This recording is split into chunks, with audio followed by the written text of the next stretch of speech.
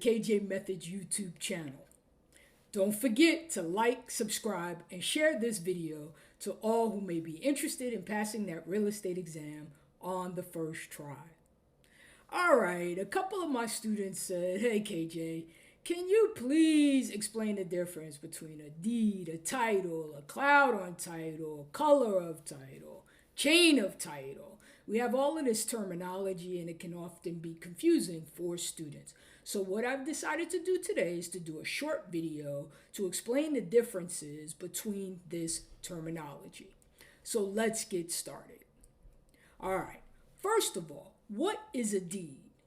A deed is simply the document that transfers property from the grantor to the grantee.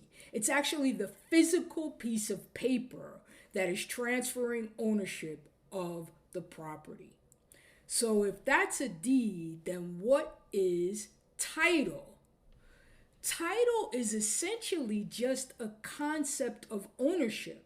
A lot of people use it interchangeably. They're not really interchangeable, but for our purposes in the real estate class, you can think of them that way, right? Because they don't really split hairs on the test relating to what is a deed, what is title. But title is not the physical document. It's just kind of like the concept of ownership. So think of it this way. If we look right now, the person who owns the property and lives in the property right now, we would say that they have the deed and they are on the title. So a lot of times you hear people say, "Who's on title?" What they're really saying is who is on the deed. And in this case, it would be one in the same. Now let's look at the chain of title. The chain of title is actually all the recorded documents on the title over a period of time. So again, if the person is living in the house right now and they own the house, they will have the deed and they will also be on top of the title. But the chain of title, I like to say to my students, the chain of title is like the Carfax on the car, right? You know, you're going to buy a car, you're like, "Let me see the Carfax." What are you saying? You're saying, let me see the history of what has happened on this property. And so it's essentially all of the documents that have been recorded on that particular piece of property. So if we look at the title 10 years ago and there's a person that just bought the house, well, then they wouldn't have been on the title 10 years ago. They're only on the title today. 10 years ago, there would have been someone else on the title. Next one is, what is a cloud on the title? A cloud on the title is something that's making the title murky. That's what I say. It's clouding the title, right? It is some sort of encumbrance. It could be a lien. It could be a document. It's essentially anything that makes you go, wait a minute, all right? So it's something that could potentially make this title less marketable. Remember, all clouds do not have to be removed at closing. There are some properties that continue to have clouds on them, right? And it may still be marketable with that cloud.